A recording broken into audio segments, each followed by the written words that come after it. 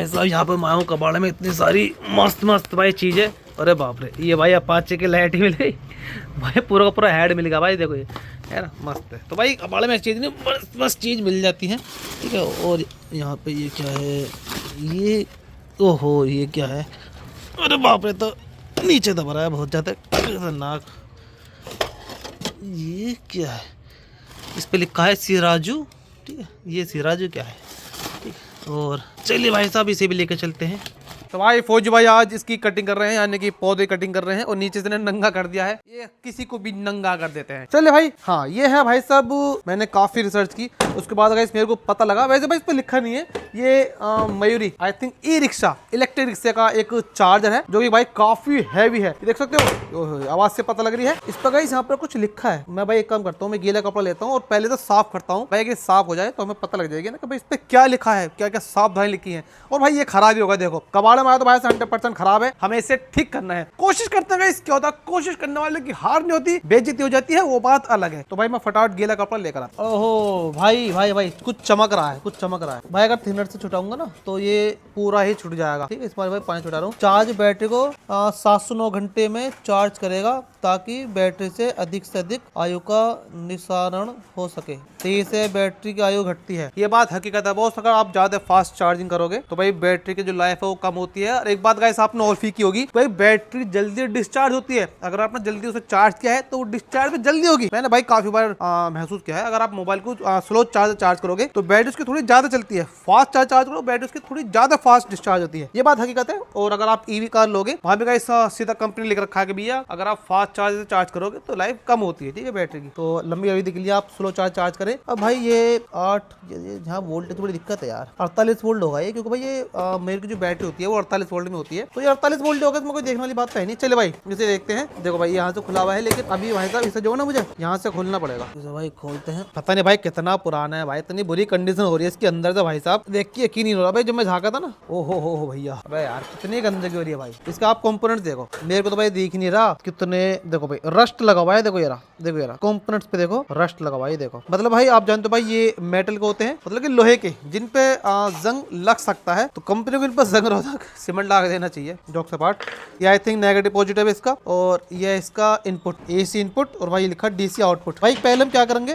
पहले भाई साहब हम इसे थोड़ा सा क्लीन करेंगे, उसके बाद देखते हैं कि भाई साहब ये चल पाता है नहीं चल पाता। काफी हद तक जिसकी धूल मिट्टी थी वो भाई खत्म हो गई है। और यहाँ भी सिराज लिखा है, और भाई यहाँ भी सिराजू लिखा है, यहाँ सिराजू लिखा है, यहाँ सिराज लिखा है। और भाई मैं सोच रहा हूँ भाई इसे निकाल ही लो बाहर, है ना। इसका जो ये बोर्ड है इसे मैं बाहर निकाल लेता हूँ। और इसे बाहर निकालने के लिए मुझे क्या करना पड़ेगा, हाँ ये यहाँ पर मुझे एक बोल्ट है, तो भाई इस बोल्ट मुझे खोलना पड़ेगा। बोलते भाई फटाफट, भाई की मानिए बहुत दिक्कत हो रही है इसे खोलने में, लेकिन भाई साहब आपका भाई है, खोल के रखेगा, सॉरी खोल के ही रहेगा। अरे भाई कैसे बोल्ट निकल ही ना रहा, लगता है मेरे को औजार चाहिए। भाई आपको यकीन कि भाई मैंने इसमें चोट बजा ली है, मैंने इस तक से ऐसी मार ली है, लेकिन भाई साहब नहीं खुल रहा। मुझे लग रहा है कि भाई इसके अंदर नीचे से एक नट लग रहा है, जो भाई ये नहीं खुल रहा है। मतलब मैंने इसमें चोटें बजी अच्छी तरीके से, आप यहाँ पे देख सकते हो। मैं थोड़ा जूम करता हूँ, ये आपको नहीं दिखाई देगा, देखो इसमें कट लगा हुआ है, देखिए कट दिख रहा भाई। मैंने भाई स्क्रू ड्राइवर से भी इसे वो वैसे तैसे करिए। खैर अब मैं दो तरीका अपनाता हूँ, एक काम करते हैं इसे हम यहाँ से काट ही देते हैं, ठीक, पता ना कहाँ पर है। फाइनल गाइस निकल गया है, और भैया इसे मैं ऐसे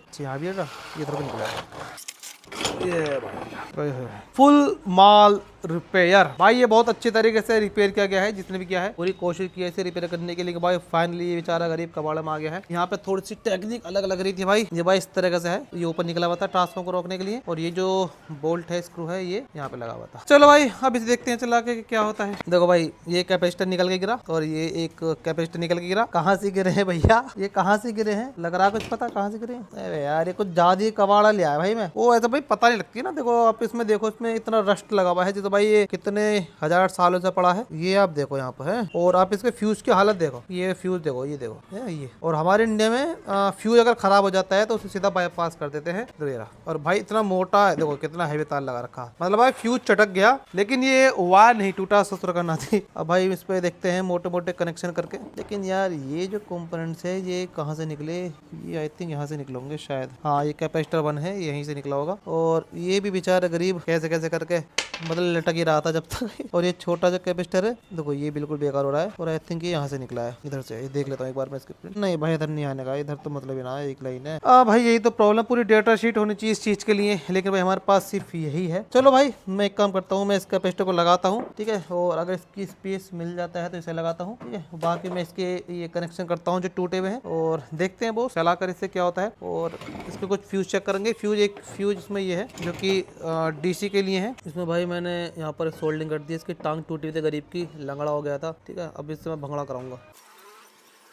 तो जी हाँ भाई, यहाँ मैंने कर दिए हैं सारे, ठीक है, देख सकते हो। थोड़ा सा टाइम लगा, वैसे भाई मेरे हिसाब से भाई ये मुश्किल चलेगा, क्योंकि भाई साहब इसका बुढ़ापा ही है और सारे कंपोनेंट्स की वाट लगी पड़ी है। क्योंकि भाई आप जानते हो ये सब लोहे के हैं, मतलब कि जो इनकी पिन होती है, इनकी वायर होती है, रेजिस्टेंस जितने भी कंपोनेंट्स हैं मोस्टली उन सबके जो वायर होते हैं वो भैया लोहे के बने होते हैं, जिन पर रस्ट लग जाता है। रस्ट लगा भाई जब तो गाइस इन्हें नमी से बचाना चाहिए। आपको देख लो इस बात को, ये सारे के सारे बहुत बुरी कंडीशन में जी रहे हैं। हमसे गाइस कोशिश कर सकते हैं। अब भाई चला के देखते हैं कि क्या कंडीशन है। भाई सबसे पहले चेक इसमें शॉर्टिंग तो नहीं है, कभी पता लग कि भड़म भड़म हो जाए। और ये हम सीरीज से भी चेक कर सकते हैं और मल्टीमीटर चेक कर सकते हैं, जो इसकी लाइन है इनको देख लेते हैं डायरेक्ट। नहीं भाई शॉर्टिंग तो नहीं दिखा रहा है, थैंक गॉड शॉर्टिंग नहीं दिखा रहा है। अभी से फटाफट लगा देते हैं भाई। यहाँ पर आ रहे हैं 222 वोल्टेज, ठीक है, और लगाते हैं। तार बड़े मोटे मोटे हैं भाई साहब। भाई एलईडी जल गई इसकी, जल गई देखो एलईडी तो फिलहाल इसकी जली है, जो बात है। देखो भाई ये देखो, ये दिख रहा है आपको? तो बंद करता हूँ, देखो ठीक है। तो भाई एलईडी तो फिलहाल इसकी चल रही है, इसका फैन नहीं चल रहा, हो सकता है ये हीट होने पर चले, ठीक है। अब इसके आउटपुट देखते हैं भाई, आउटपुट कुछ आ रहे हैं या नहीं आ रहे हैं। आउटपुट भी इसके ये रहे आपके सामने, और 200 पे लगाएंगे। नहीं भाई आउटपुट कैसे आ जाएंगे, पूरा तो इसका डसला बिगड़ा पड़ा। बस खाली इसकी एलईडी ही चल रही है। हमें बस एलईडी से ये पता लग गया कि भाई इसके अंदर पावर आ गई है। अब इसके अंदर बहुत सारी चीजें टेस्ट करनी पड़ेंगी। सबसे पहले हमें इसकी जो मेन पावर सप्लाई है, जो एसी वाली है, पहले उसे चेक करना है। उसके बाद जब आगे डीसी लाइन जाती है फिर उसे चेक करना है। तो एक चीज गाइस इसमें नहीं होती, ठीक है, इसे निकालता हूँ। अब इसके अंदर क्या है, बहुत सारी चीजें, ठीक है। यहाँ पावर नहीं बन रही। अब देखो इसे घुमाता हूँ, ये देखो ये कितना भारी है यार। यहाँ पे इसमें काम हुआ है, ठीक है। और इस पे रेक्टिफायर होगा, देखो भाई ये एक रेक्टिफायर है इसका, देखो ये जो मजा आ गया, करंट लगा भाई, मजा आ गया, ठीक है। तो कभी ऐसा मत करना। करंट कहाँ से लगा इसको मुझे भाई साहब, इसकी जो सप्लाई है एसी वाली वो ठीक है, ये तो इन्हें खैर बता दिया है। डीसी वाली सप्लाई में प्रॉब्लम है, तो करंट इतना तगड़ा नहीं लगता, लेकिन हाँ करंट लगता है, वरना मेरी आवाज निकलती है और चीख निकलती है, चीख है। लेकिन भाई साहब का भाई जिंदा है, अभी हम जिंदा है, ठीक है। और देखो अरे बाप रे भाई ये तो निपटाने का बोला, किस किस की दुआएं काम कर रहे हैं कि सर भाई निपट जाओ। कमेंट सेक्शन में बताओ, गलत बात है भाई, अच्छा काम करो यार। तो भाई इसकी जो ना ये तो कंफर्म हो गया कि इसकी जो ये रेक्टिफायर है ये ठीक है, ठीक है। अगर ये ठीक नहीं होता का इसकी आगे पावर भेजता ही नहीं। ये कितने लग रहे हैं, ये लग रहे हैं भाई साहब 1200 माइक्रोफैराड के, 250 वोल्ट के, ये एसी वाले ही है। अब देखो भाई इसे ठीक करने के लिए हमें लाइन चेक करनी पड़ेगी कि भाई लाइन यहाँ से जा रही है, ठीक है, यहाँ तक, ये यहाँ से जा रही है, ये इसका एसी वाला पार्ट है, और ये आगे जाएगा डीसी वाला पार्ट है। इसको कम करते करते करते यहाँ तक आएगा 48 वोल्ट। आई थिंक 48 नहीं आएगा, 48 से ज्यादा आएगा, हाँ 58 वोल्ट के करीब आएंगे मेरे ख्याल से। यहाँ पर 58 वोल्ट के अप्रोक्स आ पाएंगे। चलिए भाई चेक करते हैं धीरे धीरे। और वैसे भाई यकीन मानिए, देखो देखो तो एक चीज और देखो, high voltage area do not touch when is connected. समझ गए यार, आपके भाई ने तो खतरा खिलाड़ी, आपके भाई ठीक है ना। और आपको भाई ने करंट झेला, जो बात है, पर मजा आ गया, जो बात है बेहतरीन वाला। अब यहाँ पर मुझे टेस्ट करना पड़ेगा कि भाई यहाँ पर कितनी लाइन दूर तक लाइन जा रही है। भाई पुरानी चीजों में सबसे बड़ी प्रॉब्लम यही होती है कि भाई इसमें इतनी सारी चीजें खराब निकल जाती हैं, और गाइस हम चीजें बस चेंज करते रहेंगे, चेंज करते रहेंगे,